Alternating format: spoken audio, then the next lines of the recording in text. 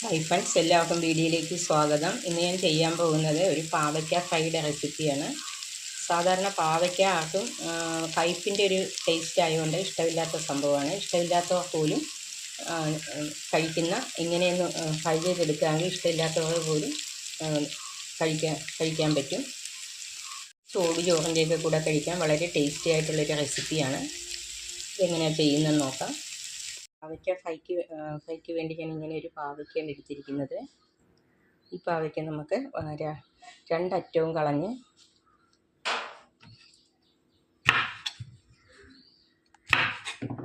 രണ്ടായിട്ട് മുറിച്ച്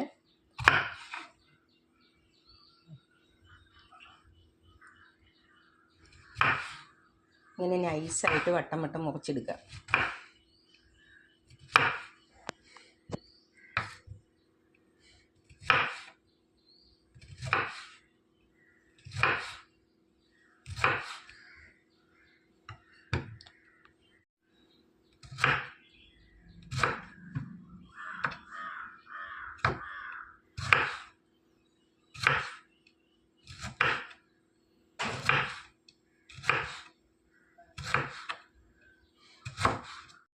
പാവയ്ക്ക മുഴുവനായിട്ടും ഈ നൈസായിട്ട് ഇങ്ങനെ വട്ടം മുറിച്ചെടുത്തിട്ടുണ്ട്. ഇനി ഇതിൻ്റെ ഉള്ളിലെ കുരുവൊക്കെ കളഞ്ഞ് നമുക്ക് മാറ്റാം.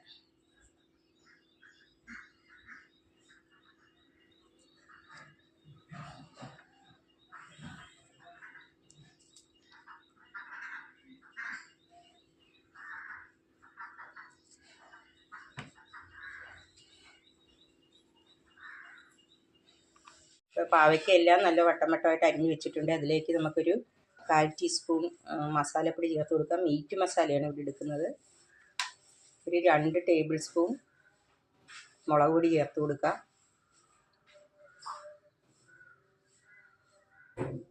ഒരു 1/2 ടീസ്പൂൺ മഞ്ഞൾപ്പൊടി ചേർത്ത് കൊടുക്കാം. ഒരു 1 ടേബിൾ സ്പൂൺ കോൺഫ്ലവർ ചേർത്ത് കൊടുക്കാം. ആവശ്യത്തിന് ഉപ്പ് ചേർത്ത് കൊടുക്കാം.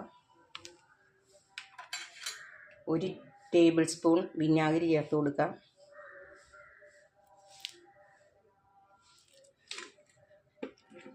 ഒരു ടേബിൾ സ്പൂൺ വെളിച്ചെണ്ണ ചേർത്ത് കൊടുക്കാം.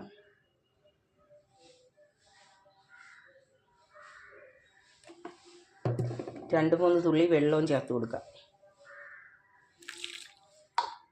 ഇതെല്ലാം കൂടെ നന്നായിട്ടൊന്ന് മിക്സ് ചെയ്യുക.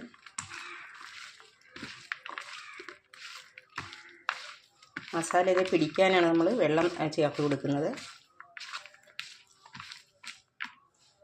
2 ടേബിൾ സ്പൂണാണ് മുളക് പൊടി ചേർത്ത് കൊടുത്തത്. നമുക്ക് വീണ്ടും 1 ടേബിൾ സ്പൂൺ കൂടെ 1.5 ടേബിൾ സ്പൂൺ കൂടെ മുളക് പൊടി ചേർത്ത് കൊടുക്കുക. ഇപ്പോൾ ഞാനിവിടെ 3.5 ടേബിൾ സ്പൂൺ മുളക് പൊടിയാണ് ചേർത്തിരിക്കുന്നത്.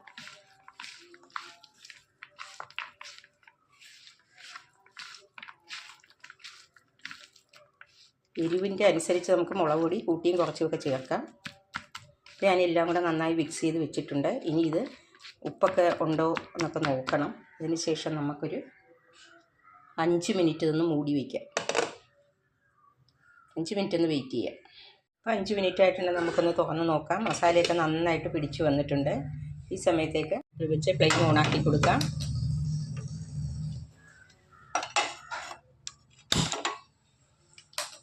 ഫ്ലെയിം ഓണാക്കി കൊടുത്തിട്ടുണ്ട്. ഇനി പാൻ നന്നായിട്ടൊന്ന് ചൂടായി വരട്ടെ. ഇപ്പോൾ പാൻ നന്നായിട്ട് ചൂടായി വന്നിട്ടുണ്ട്. ഈ സമയത്തേക്ക് നമുക്ക് ഇതിലേക്ക് വറുക്കാൻ ആവശ്യമായ എണ്ണ ചേർത്ത് കൊടുക്കാം.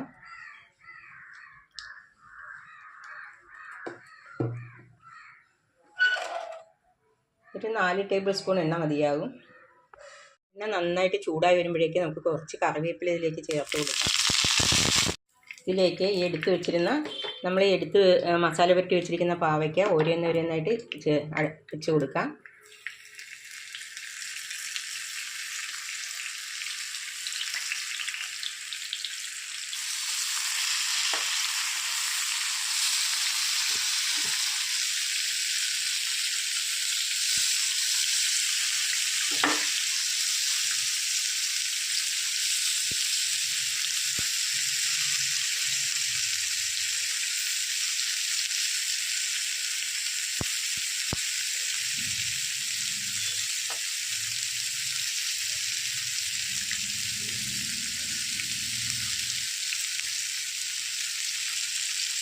പാവയ്ക്ക മുഴുവനായിട്ട് ഞാനിതിലേക്ക് വെച്ച് കൊടുത്തിട്ടുണ്ട്. ഇനി മീഡിയം ഫ്ലെയിമിലിട്ട് ഒന്ന് ഫ്രൈ ചെയ്തെടുക്കാം.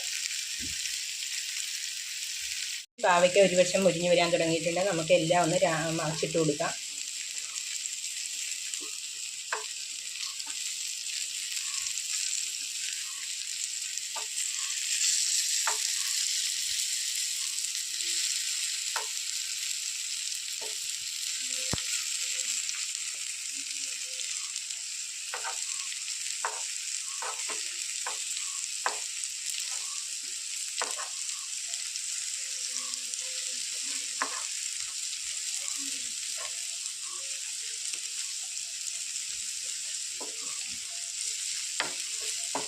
ഞാൻ എല്ലാ പാവയ്ക്കയും മറച്ചിട്ട് കൊടുത്തിട്ടുണ്ട്.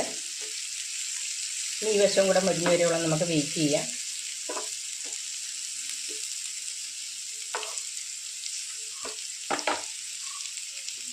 പാവയ്ക്ക ആ സൈഡും 2 സൈഡും ഇപ്പോൾ മുരിഞ്ഞ് വന്നിട്ടുണ്ട്. നമുക്ക് ഫ്ലെയിം ഓഫ് ചെയ്ത് കൊടുക്കാം.